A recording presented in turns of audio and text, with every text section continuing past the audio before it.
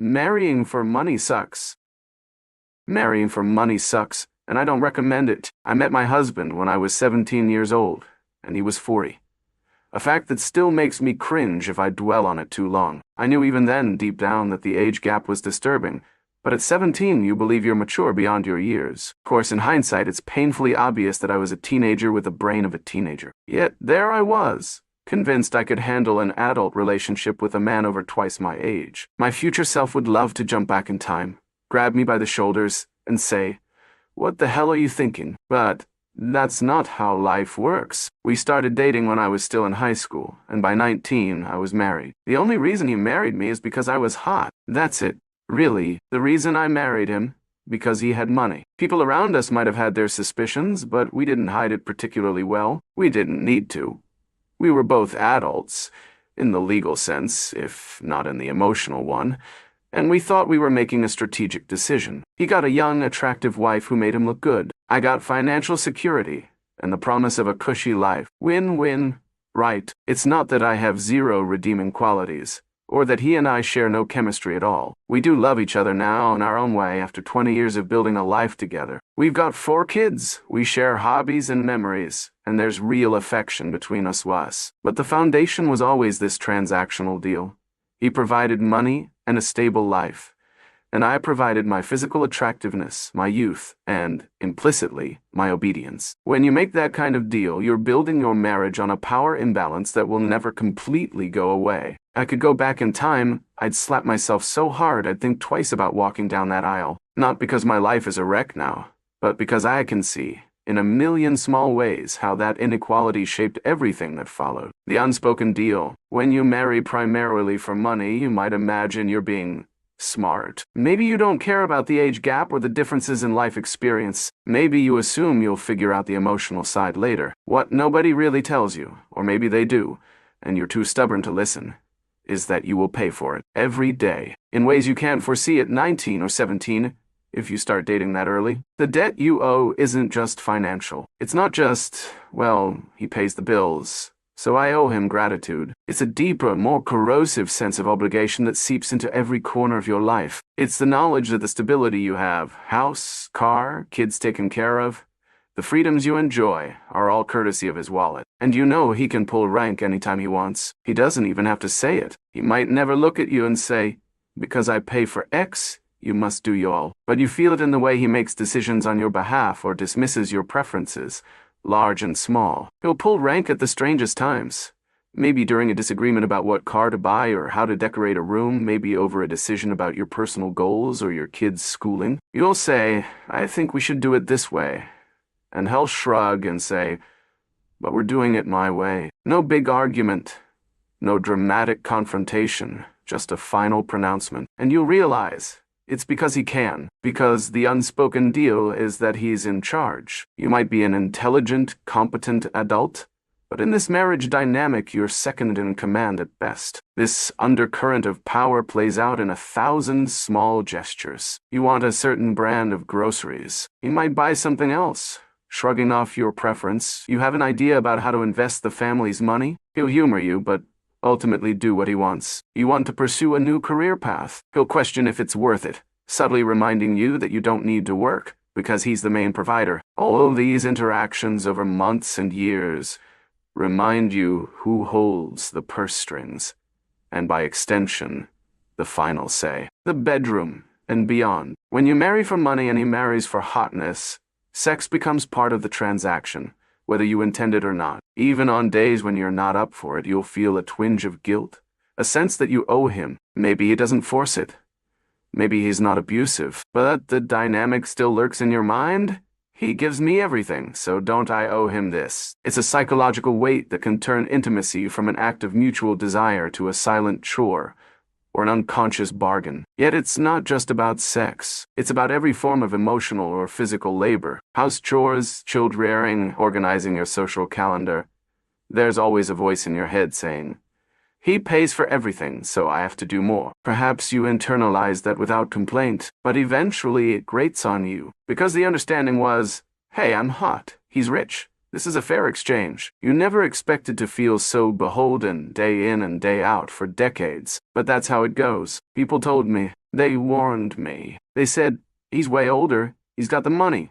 You're going to lose your sense of self." But I laughed it off. I was a rebellious teenager who thought I was grown. I told myself I was too independent to let anyone control me. But money has a quiet force. Even if you cling to your independence, the reality of who pays the bills will sink into your bones. Before you know it, you're making choices that revolve around his comfort, his schedule, his preferences. Because you suspect that if you push too hard, the bubble of financial security might burst. Stability and love, eventually. Now, let me be clear. After 20 years, we've built a life that, on the surface, looks successful and even happy. We have 4 children, a nice house, vacations, the works. Over time, we did grow to love each other in a genuine way. Familiarity, shared experiences, and the bonding that comes from raising kids can create real affection. We have inside jokes, emotional support for each other's rough days, and we've learned to manage each other's quirks. In many ways, our marriage works. But does that retroactively justify the beginning? No, because the power imbalance never went away, and it colors everything. Sometimes I wish we had met when I was older, when I had a career or a financial independence of my own. Maybe if I'd been 29 and he'd been 50, I would have had my own savings, my own experiences, so the dynamic wouldn't be quite so lopsided. But that's not what happened. I was a teenager. He was not. And the entire relationship is built on that shaky foundation. If we'd been 2 adults meeting under more equal conditions, maybe we'd still have married. But at least we'd have started off on somewhat similar ground. This time, whoop, where I was basically a kid stepping into an adult world, reshaped my life before I even knew what my life could be. And that's the biggest regret. I missed out on normal teenage years, normal early 20s experiences, the chance to discover who I am independent of a partner's influence. Because from day one, he had such a strong say in my worldview. The cost of winning. In the early years, I thought I was winning at life. My friends struggled with low-paying jobs or crippling student debt, while I lived comfortably, wore nice clothes, and drove a decent car. They envied me, at least on the surface, because it seemed like I'd found a shortcut. But if they spent one day inside my marriage, they might have realized that the price tag was high. There's a kind of quiet humiliation in knowing that people see you as a trophy wife. They might admire your looks or your lifestyle, but they also judge you. They assume you're vapid or shallow, or that you've sold your soul. Sometimes you overhear comments like, "Oh, she's set for life," or "She doesn't have to worry about anything." And it gnaws at you because you know you're paying for that privilege in other ways. And while I could endure strangers' judgments, the real burden was how it made me see myself. I'd catch myself wondering, do I have any worth beyond being pretty? Or would he still keep me around if I lost my looks? Aging is a funhouse mirror under these conditions, because you can't pretend the arrangement wasn't about youth and beauty in the first place. Financial security is nice, but it doesn't automatically erase loneliness, confusion, or that sense of being stuck in a loop of obligation. Sometimes I fantasize about a parallel life where I hustled through college on scholarships, built a career from scratch, and maybe ended up with a man closer to my own age, or at least closer to my own financial footing. Would I be less affluent? Probably. But maybe I'd have a stronger sense of self. Maybe I'd sleep better knowing I owe no one anything. Parenting under this dynamic. One aspect nobody warned me about was how it would feel to have kids under this dynamic. Raising 4 kids is no joke, and it brings so many beautiful moments. First steps, first words, silly family vacations. But every time there's a big decision about their education, discipline style, extracurriculars, there is that lingering question. Who gets final say? On paper, we both do. But the reality is that he pays the private school tuition, or the family's overall expenses if it's public school, but we're still shelling out for sports or tutoring. So if he disagrees strongly, guess what? He'll get his way. He might not rub it in my face with explicit words, but the subtext is there. I'm covering the big costs, so we're doing it my way, and that's painful, because as a mother, I want an equal voice. I might have excellent reasons for wanting a certain school or a different approach, yet often, his opinion tips the scale. Another factor is how my kids perceive us. Do they realize the power dynamic? Are they aware that Dad has the final say because he holds the purse strings? I worry about what message that sends, especially to my daughters. My oldest is only 2 years younger now than I was when I met my husband. That absolutely freaks me out. I look at her and think, She's so young. The idea of her dating a man twice her age who can sway her with money is terrifying to me. I don't want her to replicate my choices. I desperately want her to see that there are other paths, ones that honor her autonomy and future financial independence, so she never ends up feeling like she owes someone for providing life's necessities. Regret, acceptance, and moving forward. At this point, I'm not miserable or trapped in a nightmarish marriage. I have love in my life. I have kids I adore, and my husband and I have built a stable home. In some ways, I'm grateful for the opportunities his wealth afforded me. But do I regret how it began? Yes. In a complicated sense, I regret being so young and naive that I thought a financial safety net was worth the intangible costs. I regret not forging my own financial independence or discovering my adult identity outside of a relationship with such a major age and power gap. To any teenager or young adult reading this, let me say it plainly. Marrying for money, especially when there's a large age gap, can come at a steep emotional price. The security might look appealing, but you'll trade away a piece of your soul. You'll never truly escape the knowledge that your partner's money, and therefore his power, underpins your comfort. Even if you eventually grow to love each other, the original imbalance can taint that love with lingering doubt.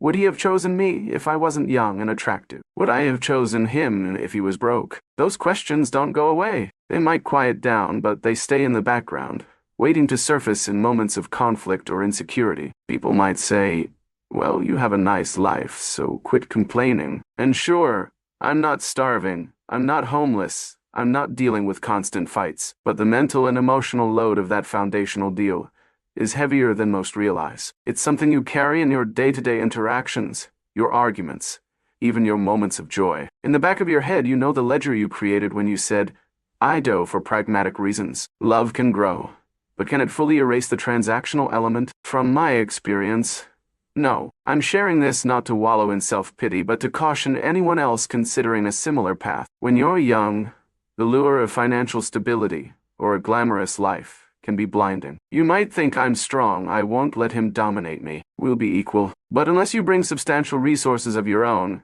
money, or at least a strong sense of self-worth and career potential, inequality will rear its head. It might lurk quietly for years, only to appear at critical junctures, forcing you to remember your place in the hierarchy. In many ways, the best advice I can give to younger people is, build yourself first. Build your own earning potential, your education, your emotional maturity, your sense of self. If you end up marrying someone wealthy, great. But at least it won't be because you need their money. It'll be because you genuinely click as partners. You'll walk into the relationship with confidence and equality, and you won't fear the day your partner pulls rank, because you'll have options. Final thoughts. I don't hate my life. I don't hate my husband. We share a bond forged by time, children, mutual respect.